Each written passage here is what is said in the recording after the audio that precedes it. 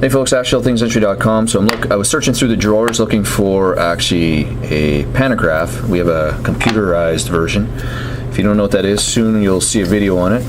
And I found a whole bunch of removable partial denture frameworks.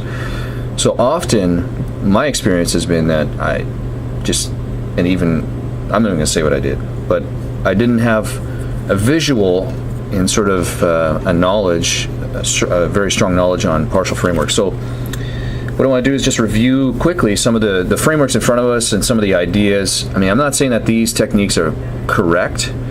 The designs are correct. I mean, design is open to the world as long as you follow the specific rules according to what you're trying to accomplish. However, what is important is some of the ideas. Like, let's start, for example, wrought wire. Wrought wire can be embedded in acrylic like it is here. Wrought wire, we typically use an 020 undercut gauge, 2/100 of an inch undercut gauge. Or it can be soldered to the cast, which is in this case.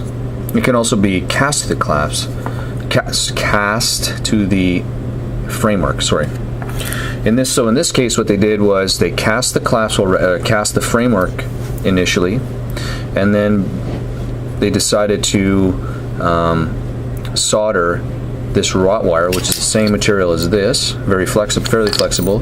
Or what may have happened was this fractured. Say there was a cast clasp here, or cast eye-bar, or whatever. It fractured, and now to salvage the framework, instead of casting a new one, you place a wrought wire.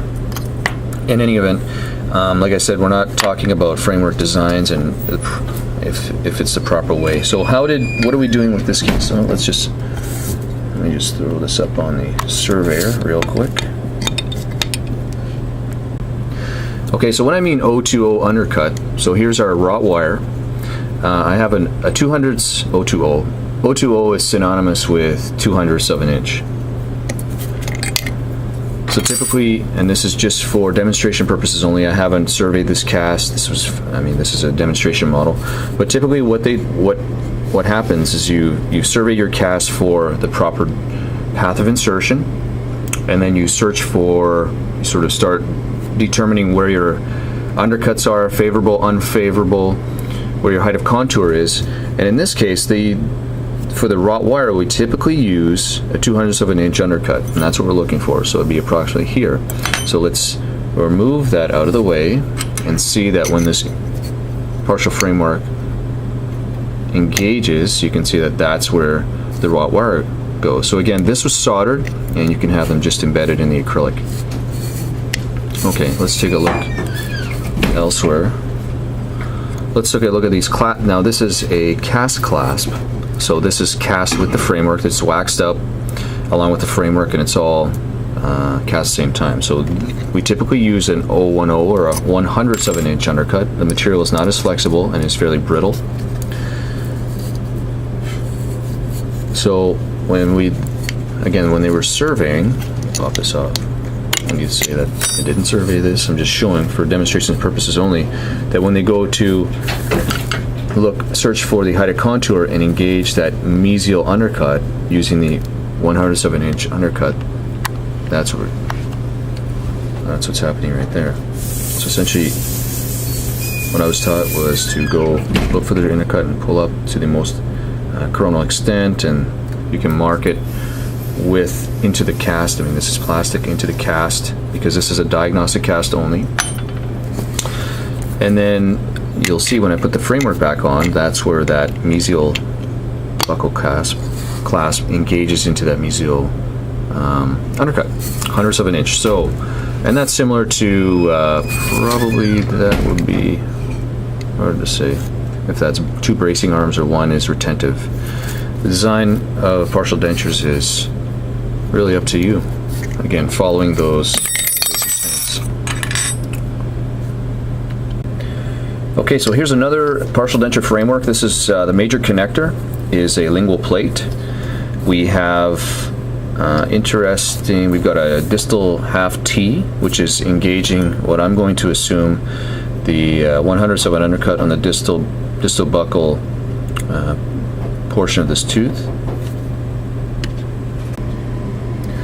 So with the lingual plate, it's typically not determined. This is this is actually, let me start. This is a Kennedy Applegate class 3 because it's tooth supported.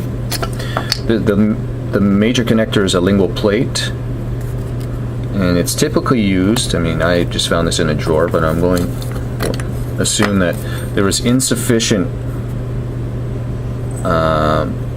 height between the floor of the mouth and the gingiva of the central incisors for a lingual bar.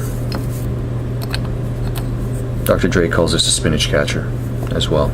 In any event, these are interesting. These are actually interesting class, and this is an interesting design. So this would be a bracing arm, most likely, and here's where they are engaging the 107-inch undercut. Now the reason why they're doing that is because typically, let's take a look, the molars, mandibular molars, are typically lingual incline, because if you imagine the maxillary molars have the buccal cusp on the buccal portion with that horizontal overlap. So it's difficult to, unless you do a composite buildup or a surveyed crown, it's difficult to engage any undercut on the facial aspects of the mandibular molars. So you typically go on the lingual aspect. So that was an interesting thing that I had learned. And 1,000-inch undercut engaging the distal buccal portion of the premolar there. Okay, that's another design. And lastly, I think this one's kind of interesting as well that I found. I haven't used these types of connectors. However, here's the maxillary partial framework, almost full coverage. And you can see we're using extra coronal retainers. So what these are is I think this is for demonstration as well. So the way that they work is that this is the female portion that's cast to the crown, and on the denture there would be embedded into the acrylic a male portion that would connect into there, and that serves as a retentive element, and as well as here a different type of extra coronal retainer. Alright, I hope that helps. Some interesting designs that I found in the cabinet. I have a few more. Kind of wild. But I'm not sure these would be approved if I took them to Dr. Dre. Cheers.